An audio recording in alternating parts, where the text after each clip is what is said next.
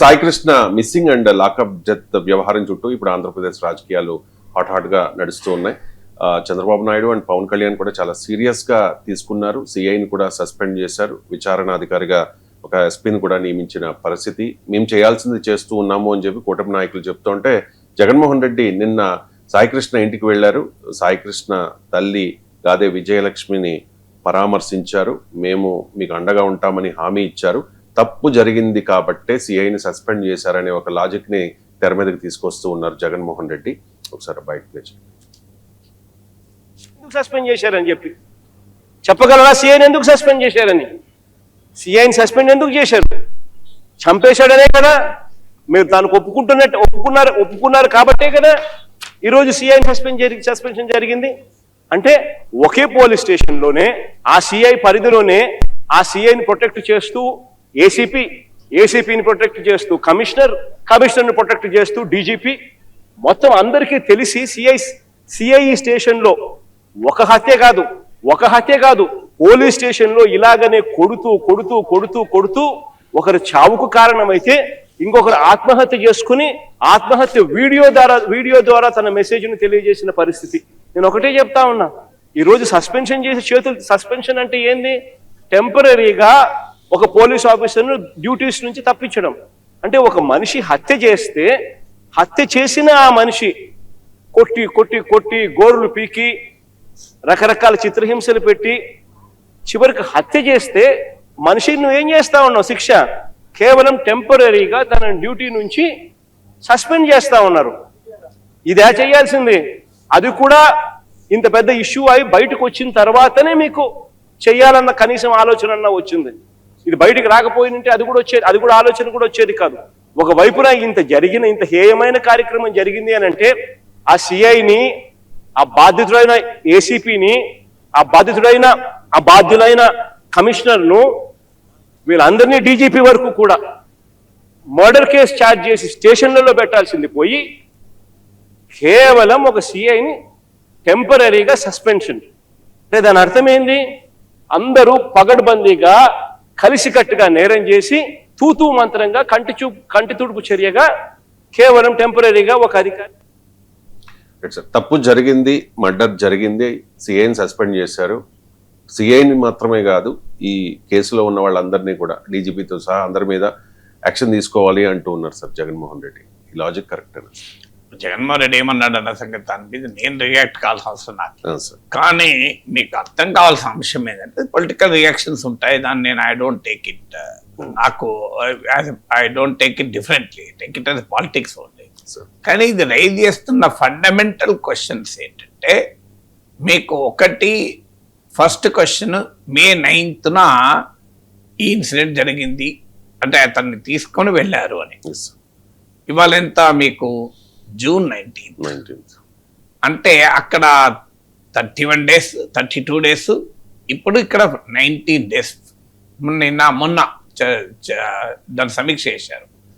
అంటే ఒక వ్యక్తిని అరెస్ట్ చేశాక 50 రోజుల తర్వాత మీకు ముఖ్యమంత్రి, ఉప ముఖ్యమంత్రి, డీజీపీ, హోంమంత్రి లేరు, కారణాలు తెలియదు, సమీక్షించారు. 50 days పట్టింది. అఫ్ కోర్స్ మరి ఎప్పుడు హత్యకు గురయ్యాడు, ఒకళ్ళ హత్యకు గురైతే తెలియదు ఇప్పటికీ కూడా. సో ఫండమెంటల్ క్వశ్చన్ ఏంటంటే ఇంత డిలే ఏంటి? అది కూడా ఇదొక రాజకీయ వివాదం అయి ఉండకపోతే బయటకు వచ్చేదా? అందులో కాపు యాంగిల్ వచ్చి ఉండకపోతే ప్రతిపక్షాలు వాళ్ళ రాజకీయ ప్రయోజనాల కొరకే చేయొచ్చు, యాంగిల్ తీసుకోవచ్చు. కానీ ఆ యాంగిల్ వచ్చింది కనుక ఇంత సీరియస్గా రియాక్ట్ అయ్యారు కదా, లేకపోతే ఇంత సీరియస్గా రియాక్ట్ అయ్యే వాళ్ళ. సో ఇది ఒక వ్యక్తిని అరెస్ట్ చేసి లాకప్లో ఉంచి ఎన్ని రోజులు కొట్టారో తెలియదు. ఒక్క దెబ్బ వేస్తేనైతే ఎవరు చావరు కదా. చనిపోతే అసలు మన గతంలో మన పోలీసులు లాకప్ డెత్లు అయితే చెప్పేది ఆత్మహత్య చేసుకున్నారని, లాకప్లోనే ఉరేసుకున్నాడని, లేదంటే మేము పట్టుకుంటుంటే పరిగెత్తాడు ఆఖరికి చెరువులో దూకాడని, లేదంటే మా పైన మేము తప్పించుకొని పోతుంటే మేము పట్టుకోబోతుంటే మా పైనే కాల్పులు జరిపారు, అప్పుడు మేము అనివార్యంగా ఎదురు కాల్పులు జరిపితే ఎన్కౌంటర్లో చనిపోయాడు, ఇలా చెప్పేవారు మనకి ఇదివరకు. చెరువులు దూకడము, కాలువలు దూకడము, ఎన్కౌంటర్లు చావడము, లాకప్లో ఊరేసుకోవడము. ఇప్పుడు కొత్త ట్రెండ్ అసలు శవాన్ని మాయం చేయడం. ఇప్పుడు ఆరోపణ అదే కదా, ఏం జరిగిందో తెలియదు, వాళ్ళ కుటుంబ సభ్యులే అంటున్నారు, బూడిదైనా ఇవన్నీ నా తల్లే అంటోంది. సో ఏంటిది, మనిషినే అదృశ్యం చేస్తా అంటే ఇక రాజ్యాంగం ఎక్కడిది, ప్రజాస్వామ్యం ఎక్కడిది, చట్టం ఎక్కడిది, వ్యవస్థలు ఏమవుతున్నాయి అనేది fundamental second question. Third question ఏంటంటే ఇది ఒక్క సిఐ చేయగలడా? ఒకవేళ ఈ అంత లాకప్లో కొట్టి చంపడం వరకు కూడా ఒక్కరే చేయగలరా? ఆ పోలీస్ స్టేషన్లో చాలా మంది ఉంటారు కదా సిఐతో పాటు. సో ఒక సిఐ అంటే స్టేషన్ హౌస్ ఆఫీసర్, ఎస్ఐలు ఉంటారు, కానిస్టేబుల్ ఉంటారు, చాలా మంది ఉంటారు కదా. మరి ఇది ఆ సమాచారం ఎందుకు బయటికి రాలేదు ఇప్పటి వరకు? తర్వాత పై అధికారులు ఎందుకు దీన్ని ఉపేక్షించారు? 50 రోజుల తర్వాత విచారణకు ఆదేశించింది ఏంటి? అది కూడా పోలీస్ ఎంక్వైరీ కదా, మళ్ళీ ఆరోపణే పోలీసుల పైన, దాని మీద ఎంక్వైరీ కూడా మళ్ళీ పోలీస్ అధికారితోనే. ఎస్, హైయర్ లెవెల్ అధికారికి కావచ్చు, అతని ఇంటెగ్రిటీ మనం ప్రశ్నించడం లేదు, కానీ ప్రజల్లో ఏ విశ్వాసం కలుగుతుంది? ఎందుకు న్యాయ విచారణకు ఎందుకు ఆదేశించడం లేదు? జ్యుడిషియల్ ఎంక్వైరీ చేయొచ్చు కదా, ఇండిపెండెంట్ ఎంక్వైరీ చేయొచ్చు కదా. మీరు ఒక డిపార్ట్మెంటల్ ఎంక్వైరీ కదా, పోలీస్ ఎంక్వైరీ అంటే డిపార్ట్మెంటల్ ఎంక్వైరీ మాత్రమే. సో ఎలా న్యాయం జరుగుతుంది? 4వ క్వశ్చన్ ఏంటంటే అసలు 15 రోజుల నుంచి వివాదం జరుగుతుంటే సమీక్ష ఎప్పుడు జరిగింది? ముఖ్యమంత్రి సింగపూర్ నుంచి వచ్చాక జరిగింది, మొన్న.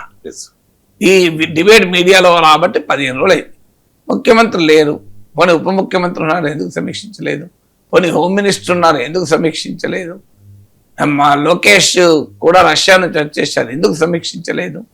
సో ఎవరెవరు సమీక్షించాలి కదా, ముఖ్యమంత్రి సమీక్షించాలని లేదు. ముఖ్యమంత్రి అయినా సింగపూర్ నుంచి అయినా సమీక్షించవచ్చు. మరి ఇన్ని రోజుల పాటు సమీక్షకే ఎందుకు నోచుకోలేదు? ఇంత పెద్ద ఇష్యూ అయినా దానికి ఆన్సర్ లేదు. సో ఇప్పుడు దానికి పొలిటికలైజ్ అయ్యాక, కాస్ట్ యాంగిల్ వచ్చాక ఇది ఎక్కడ డ్యామేజ్ అవుతుందో అనే భయంతో చర్చ మొదలై సిఐని నిన్న సస్పెండ్ చేశారు. నిన్న మీకు ఆశ్చర్యం వేస్తుంది, ఆఫ్టర్ 50 days 15 రోజులుగా నడుస్తున్న కొద్దీ మరి ఆ సిఐ నిజంగానే నేరస్తుడైతే, నిందితుడైతే సాక్ష్యాధారాలు ఇప్పటికుంటే ఏమన్నా మరి మీరు సస్పెండ్ 50 రోజుల తర్వాత చేస్తే సాక్ష్యాధారాలు ఏం మిగులుతాయి? అంటే తన సాక్ష్యాధారాలన్నింటినీ నాశనం చేసుకొని ఇచ్చి ప్రశాంతంగా అంతా క్లోజ్ చేసినాక బయట అప్పుడు సస్పెండ్ చేస్తారా?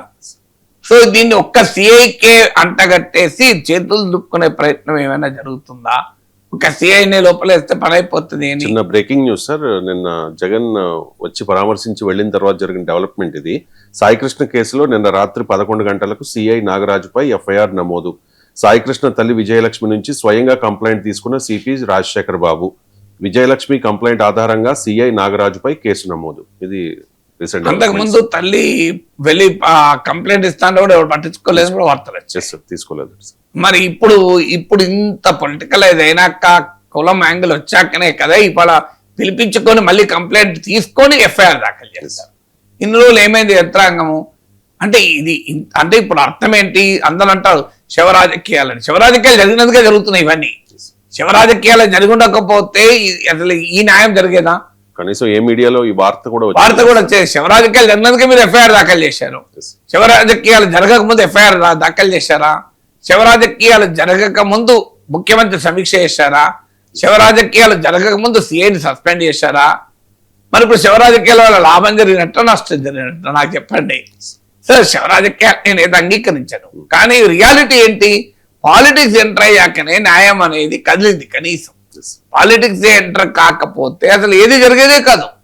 This would have been close another, ఎవరికి తెలిసేదే కాదు. అందువల్ల సింపుల్ క్వశ్చన్స్, మీరు సిఐకి మాత్రమే దీన్ని అంటగట్టి చేతులు దులుపుకుంటే అంగీకరించరు.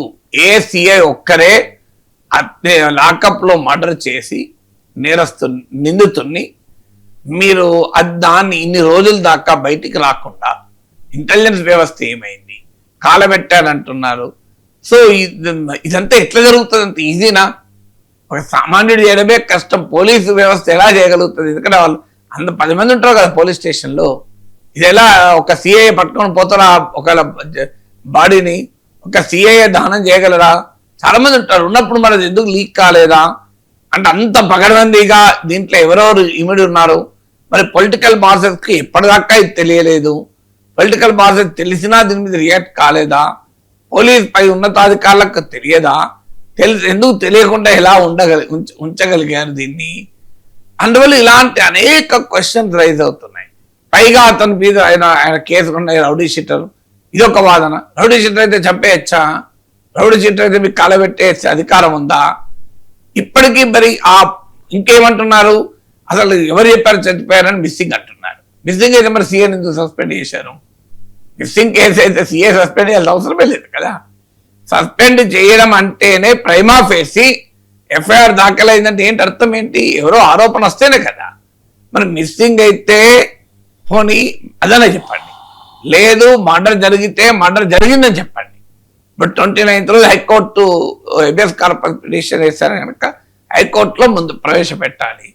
సో క్లియర్గా ఇది న్యాయాన్ని ఇచ్చే ఆ ప్రక్రియగా జరుగుతుందా, సాధ్యమైనంత మేరకు నేరాన్ని దాచే ప్రక్రియగా జరుగుతుందా, దీనికి దోషులందరినీ శిక్షించే రీతిలో ప్రక్రియ జరుగుతుందా, లేదా దోషుల్ని వీలైనంత ఎక్కువ మందిని కాపాడి ఏ ఒక్కరిపైన దీన్ని మోపేసి చేతులు దొరుకునే ప్రయత్నం జరుగుతుందా?